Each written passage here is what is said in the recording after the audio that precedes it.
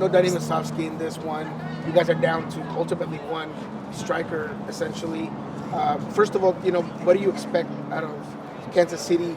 And, as a captain, you kind of mentioned before that, there's injuries, there are things. And is it frustrating at all that there's no new acquisitions, no more help for the team coming in as the transfer window closes?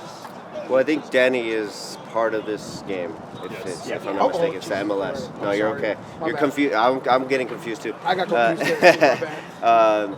So we're going to need him, obviously, and then we're going to need him to step up, right, and to have a good reaction to what happened in the game, and he knows that, and so whether it's Ozaze for, it kind of has to be Ozaze for Leagues Cup, but he brings a different profile, and so when teams do put 5 in the back, 11 guys behind the ball, he gives a little bit more of a threat crossing-wise. He is a threat in the box, but I think that we have a really good team. Unfortunately, we've had a lot of bad injuries, and that's kind of brought up the whole transfer window stuff. But we really believe in our team. We have a lot of depth, and we've shown that all year. Going back to the penalty shootout, Andrew in goal, just your perspective on that fifth one where he tells the crowd, "I got this one."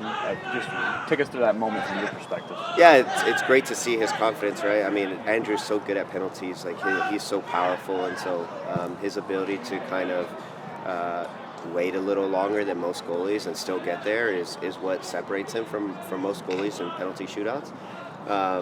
And the team had confidence, but you can see his confidence going into the last penalty, and so credit to him. I mean, it's been a journey for him.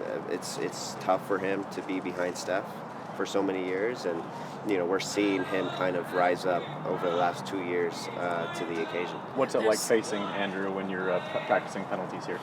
Yeah, it's tricky because you need to try to keep him on his line a little longer. Because if you blast it, he's just guessing, and he'll get there timing wise. And so if you try to unbalance him, I think is probably the best way to go. There's 4 MLS teams, and kind of talk maybe a little bit about the progression of MLS teams in this tournament and against it's always legal MLS teams.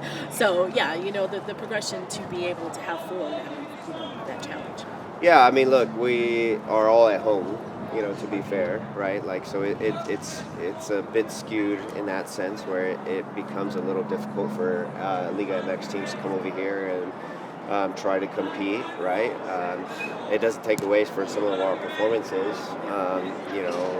but I do feel that our league is getting better. If we can do a better job of playing away from home in Liga MX in Champions Cup, that's something that it would put us in a better spot moving forward. But I think that we've made a whole lot of progress from my time in the MLS, and I think that with transfers and money being integrated into the league and maybe the schedule change, the league is going to get so much better. When it comes to those big names coming into the Western Conference, Son, Mueller, the approach to you guys is that the collective can beat the talent. Is that kind of the sense there when you guys don't really have those sort of transfer windows? Yeah, I mean, don't get me wrong. We'd love to have a individual difference maker, of course, right? Like any team. When I think about that, I think of the Botafogo striker who went to Nottingham Forest, and he scored out of nowhere, right? We would love to have that, but the collective is what makes us so good and special, and the culture that we have, and the personalities in our locker room. There are no egos. Everybody's pitching in. That's what makes us so good together. And so,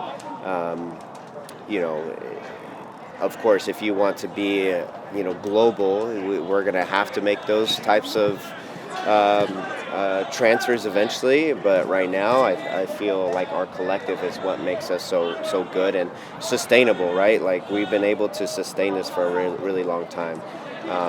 But we'll never know. That's not my job, but I'm always happy to comment on those things.